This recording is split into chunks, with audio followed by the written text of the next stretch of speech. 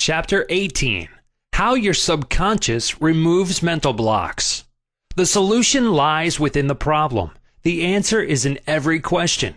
If you are presented with a difficult situation and you cannot see your way clear, the best procedure is to assume that infinite intelligence within your subconscious mind knows all and sees all, has the answer, and is revealing it to you now. Your new mental attitude that the creative intelligence is bringing about a happy solution will enable you to find the answer. Rest assured that such an attitude of mind would bring order, peace, and meaning to all your undertakings. How to break or build a habit. You are a creature of habit. Habit is the function of your subconscious mind.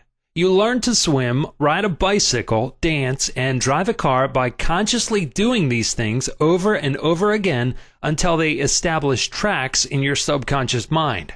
Then the automatic habit action of your subconscious mind took over.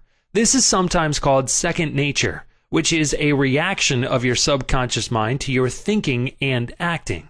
You are free to choose a good habit or a bad habit. If you repeat a negative thought or act over a period of time, you will be under the compulsion of a habit. The law of your subconscious is compulsion. How he broke a bad habit. Mr. Jones said to me, "An uncontrollable urge to drink seizes me, and I remain drunk for 2 weeks at a time. I can't give up this terrible habit." Time and time again, these experiences had occurred to this unfortunate man. He had grown into the habit of drinking to excess. Although he had started drinking on his own initiative, he also began to realize that he could change the habit and establish a new one. He said that while through his willpower he was able to suppress his desires temporarily, his continued efforts to suppress the many urges only made matters worse. His repeated failures convinced him that he was hopeless and powerless to control his urge or obsession. This idea of being powerless operated as a powerful suggestion to his subconscious mind and aggravated his weakness, making his life a succession of failures. I taught him to harmonize the functions of the conscious and subconscious mind. When these two cooperate, the idea or desire implanted in the subconscious mind is realized. His reasoning mind agreed that if the old habit path or track had carried him into trouble, he could consciously form a new path to freedom, sobriety, and peace of mind. He knew that his destructive habit was automatic, but since it was acquired through his conscious choice, he realized that if he had been conditioned negatively, he also could be conditioned positively. As a result, he ceased thinking of the fact that he was powerless to overcome the habit. Moreover, he understood clearly that there was no obstacle to his healing other than his own thought. Therefore, there was no occasion for great mental effort or mental coercion. The power of his mental picture. This man acquired a practice of relaxing his body and getting into a relaxed, drowsy, meditative state. Then he filled his mind with the picture of the desired end, knowing his subconscious mind could bring it about the easiest way. He imagined his daughter congratulating him on his freedom and saying to him, "Daddy, it's wonderful to have you home." He had lost his family through drink. He was not allowed to visit them, and his wife would not speak to him. Regularly, systematically, he used to sit down and meditate in the way outlined. When his attention wandered, he made it a habit to immediately recall the mental picture of his daughter with her smile and the scene of his home enlivened by her cheerful voice. All this brought about a reconditioning of his mind. It was a gradual process. He kept it up. He persevered, knowing that sooner or later he would establish a new habit pattern in his subconscious mind. I told him that he could liken his conscious mind to a camera, that his subconscious mind was the sensitive plate on which he registered and impressed the picture. This made a profound impression on him, and his whole aim was to firmly impress the picture on his mind and develop it there. Films are developed in the dark. Likewise, mental pictures are developed in the dark room of the subconscious mind. Focused attention. Realizing that his conscious mind was simply a camera, he used no effort. There was no mental struggle. He quietly adjusted his thoughts and focused his attention on the scene before him until he gradually became identified with the picture. He became absorbed in the mental atmosphere, repeating the mental movie frequently. There was no room for doubt that a healing would follow. When there was any temptation to drink, he would switch his imagination from any reveries of drinking bouts to the feeling of being at home with his family. He was successful because he confidently expected to experience the picture he was developing in his mind. Today, he is president of a multi-million-dollar concern and is radiantly happy. He said a jinx was following him. Mr. Block said that he had been making an annual income of $20,000, but for the past 3 months, all doors seemed to jam tightly. He brought up clients to the point where they were about to sign on the dotted line, and then at the 11th hour, the door closed. He added that perhaps a jinx was following him. In discussing the matter with Mr. Block, I discovered that 3 months previously, he had become very irritated, annoyed, and resentful toward a dentist who, after he had promised to sign a contract, had withdrawn at the last moment. He began to live in the unconscious fear that other clients would do the same, thereby setting up a history of frustration, hostility, and obstacles. He gradually built up in his mind a belief of obstruction and last-minute cancellations until a vicious circle had been established. What I fear most has come upon me. Mr. Block realized that the trouble was in his mind and that it was essential to change his mental attitude. His run of so-called misfortune was broken in the following way. I realize I am one with the infinite intelligence of my subconscious mind, which knows no obstacle, difficulty, or delay.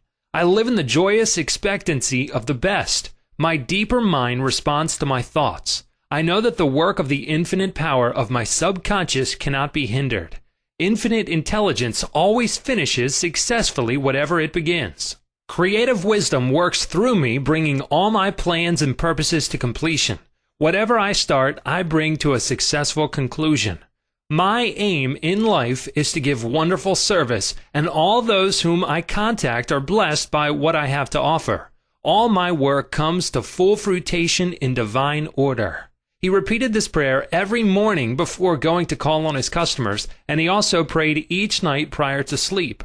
In a short time, he had established a new habit pattern in his subconscious mind, and he was back in his old accustomed stride as a successful salesman. How much do you want what you want? A young man asked Socrates how he could get wisdom. Socrates replied, "Come with me." He took the lad to a river, pushed the boy's head under the water, held it there until the boy was gasping for air, then relaxed and released his head. When the boy regained his composure, he asked him, "What did you desire most when you were under water?" "I wanted air," said the boy. Socrates said to him, "When you want wisdom as much as you wanted air when you were immersed in the water, you will receive it." Likewise, when you really have an intense desire to overcome any block in your life, and you come to a clear-cut decision that there is a way out, and that is the course you wish to follow, then victory and triumph are assured. If you really want peace of mind and inner calm, you will get it. Regardless of how unjustly you have been treated, or how unfair the boss has been, or what a mean scoundrel someone has proved to be, all this makes no difference to you when you awaken to your mental and spiritual powers. You know what you want, and you will definitely refuse to let the thieves' thoughts of hatred, anger, hostility, and ill will rob you of peace, harmony, health, and happiness. You cease to become upset by people, conditions, news, and events by identifying your thoughts immediately with your aim in life. Your aim is peace, health, inspiration, harmony, and abundance. Feel a river of peace flowing through you now. Your thought is the immaterial and invisible power, and you choose to let it bless, inspire, and give you peace. Why he could not be healed. This is a case history of a married man with 4 children who was supporting and secretly living with another woman during his business trips. He was ill, nervous, irritable, and cantankerous, and he could not sleep without drugs. The doctor's medicine failed to bring down his high blood pressure of over 200. He had pains in numerous organs of his body, which doctors could not diagnose or relieve. To make matters worse, he was drinking heavily. The cause of all this was a deep, unconscious sense of guilt. He had violated the marriage vows, and this troubled him. The religious creed he was brought up on was deeply lodged in his subconscious mind, and he drank excessively to heal the wound of guilt. Some invalids take morphine and codeine for severe pains. He was taking alcohol for the pain or wound in his mind. It was the old story of adding fuel to the fire. The explanation and the cure. He listened to the explanation of how his mind worked. He faced his problem, looked at it, and gave up his dual role. He knew that his drinking was an unconscious attempt to escape. The hidden cause lodged in his subconscious mind had to be eradicated, then the healing would follow. He began to impress his subconscious mind 3 or 4 times a day by using the following prayer. My mind is full of peace, poise, balance, and equilibrium. The infinite lies stretched in smiling response within me. I am not afraid of anything in the past, the present, or the future. The infinite intelligence of my subconscious mind leads, guides, and directs me in all ways. I now meet every situation with faith, poise, calmness, and confidence. I am now completely free from the habit. My mind is full of inner peace, freedom, and joy. I forgive myself. Then I am forgiven. Peace, sobriety, and confidence reign supreme in my mind. He repeated this prayer frequently as outlined, being fully aware of what he was doing and why he was doing it. Knowing what he was doing gave him the necessary faith and confidence. I explained to him that as he spoke these statements out loud, slowly, lovingly, and meaningfully, they would gradually sink down into his subconscious mind. Like seeds, they would grow after their kind. These truths on which he concentrated went in through his eyes, his ears heard the sound, and the healing vibrations of these words reached his subconscious mind and obliterated all the negative mental patterns which caused all the trouble. Light dispels darkness. The constructive thought destroys the negative thought. He became a transformed man within a month. Refusing to admit it. If you are an alcoholic or a drug addict, admit it. Do not dodge the issue. Many people remain alcoholics because they refuse to admit it.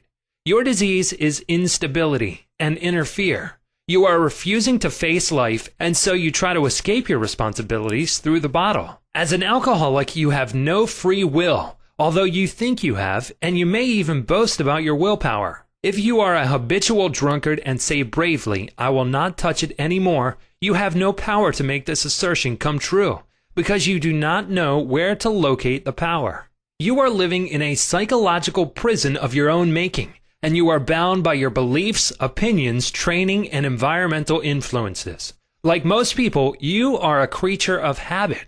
You are conditioned to react the way you do. Building in the idea of freedom. You can build the idea of freedom and peace of mind into your mentality so that it reaches your subconscious depths. The latter, being all-powerful, will free you from all desire for alcohol. Then you will have the new understanding of how your mind works, and you can truly back up your statement and prove the truth to yourself. 51% healed. If you have a keen desire to free yourself from any destructive habit, you are 51% healed already. When you have a greater desire to give up the bad habit than to continue it, you will not experience too much difficulty in gaining complete freedom. Whatever thought you anchor the mind upon, the latter magnifies. If you engage the mind on the concept of freedom, freedom from that habit, and peace of mind, and if you keep it focused on this new direction of attention, you generate feelings and emotions, which gradually emotionalize the concept of freedom and peace. Whatever idea you emotionalize is accepted by your subconscious and brought to pass. Your subconscious removes mental blocks. The law of substitution. Realize that something good can come out of your suffering. You have not suffered in vain. However, it is foolish to continue to suffer. If you continue as an alcoholic, it will bring about mental and physical deterioration and decay. Realize that the power in your subconscious is backing you up. Even though you may be seized by melancholy, you should begin to imagine the joy of freedom that is in store for you. This is the law of substitution. Your imagination took you to the bottle. Let it take you now to freedom and peace of mind. You will suffer a little bit, but it is for a constructive purpose. You will bear it like a mother in the pangs of childbirth, and you will, likewise, bring forth a child of the mind. Your subconscious will give birth to sobriety. Cause of alcoholism. The real cause of alcoholism is negative and destructive thinking. For as a man thinketh, so is he.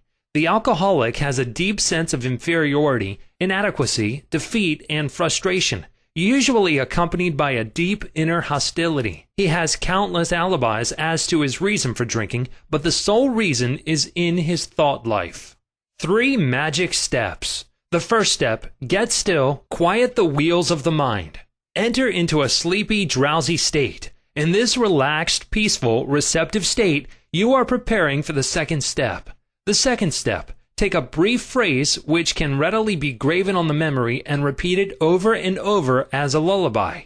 Use the phrase, sobriety and peace of mind are mine now, and I give thanks. To prevent the mind from wandering, repeat it aloud or sketch its pronunciation with the lips and tongue as you say it mentally. This helps its entry into the subconscious mind.